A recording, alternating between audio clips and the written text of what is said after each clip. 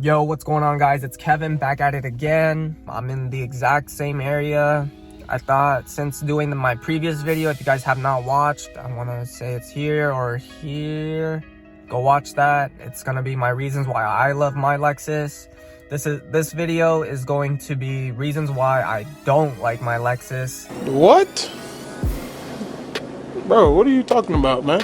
Yes, it's probably a shocker because I do love this car a lot, but there's some things that I would definitely change about this car. Starting off, the back seats, there's like practically no back seat, especially if you're like 5'8". Pretty much if you're a tall person, there's no back seat, no leg room at all.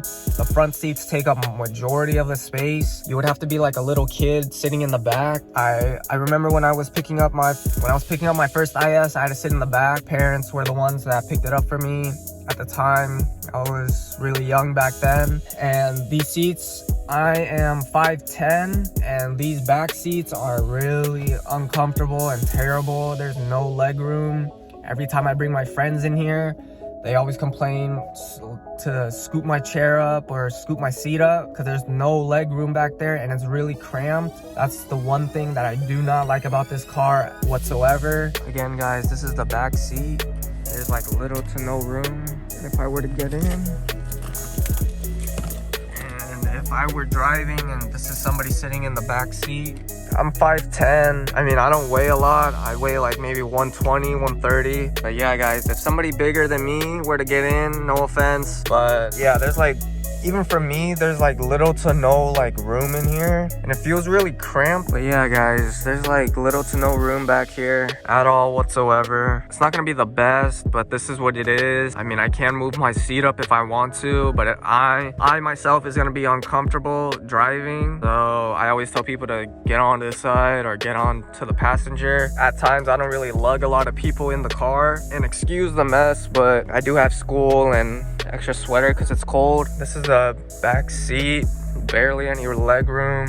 I know a lot of people have issues with the back seat as well, but it is what it is, guys. Just try not to lug a lot of people with you. Second reason why I don't like this car is because there's little to no aftermarket performance mods for this car. Yes, it is NA, there's no turbo, there is a supercharger, but it's honestly, in my opinion, it's not even worth spending that money on getting that supercharger. You would get those cool supercharged noise, but for the price that you pay and the power that you gain, it's honestly, I believe you're better off just trading in the car, finding a 350. I've driven a 350 before. There is more power, more torque, more horsepower, but compared to a 250 and 350 with full bolt-ons, honestly, guys, you guys aren't really making much. Again, the car is naturally aspirated, hard to gain power without a turbo or a supercharger or any forced induction. The only mods that you can do is just exhaust, headers, and a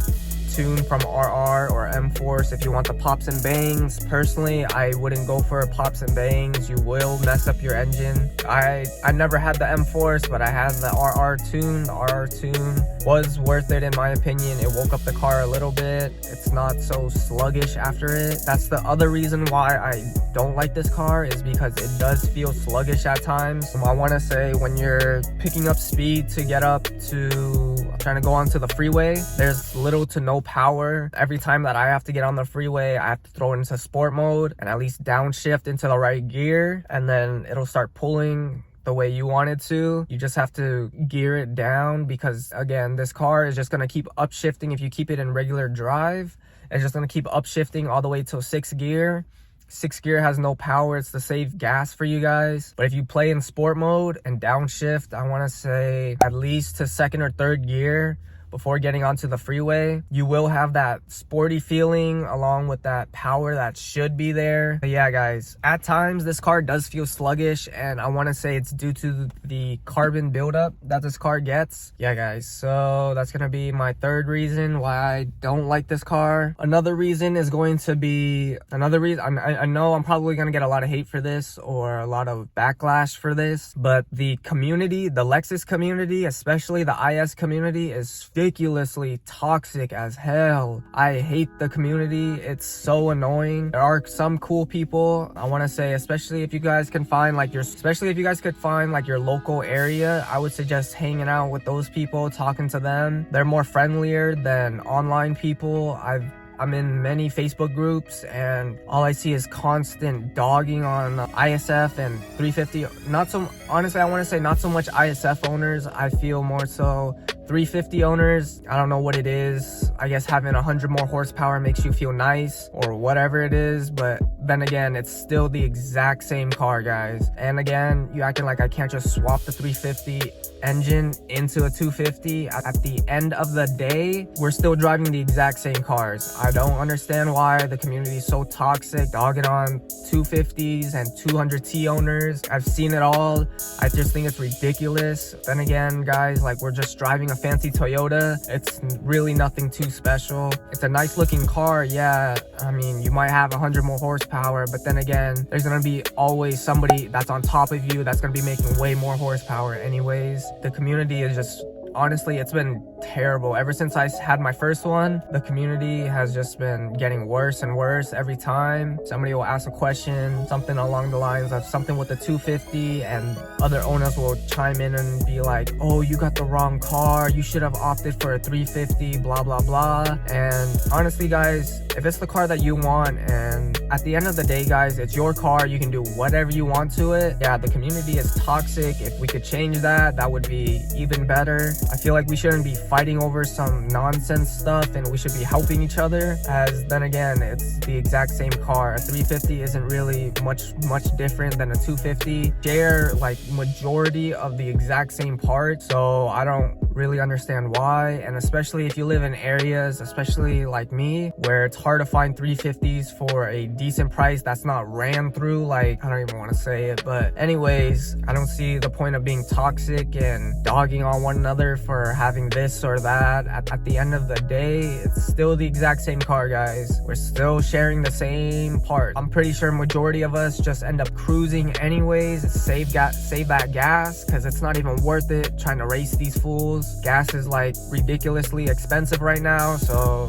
I don't see the point. That's my other reason. So my next reason is going to be these F Sport style seats. I would highly recommend getting these over the leather seats that comes from factory. These are factory F Sport seats. Car is a 2011 ultrasonic mica blue F Sport, and I would highly recommend these seats. These seats are really comfortable, and I love these seats so much. I don't know if it's because of these side handles that hug you, and it makes you feel secured, and it doesn't really throw you around all that much. They're actually pretty comfortable compared to the leather seats. In my 07 and my 13, I took like a long hour drive, and after a while, like an hour or 2 hours in, my back would be hurting and I would have to keep moving around, and it was just really uncomfortable after a while. But these seats, I can go for like hours and hours of driving and I feel perfectly fine. There's no issues with these seats. They're very comfortable, so I would definitely highly recommend getting these F Sport style seats over the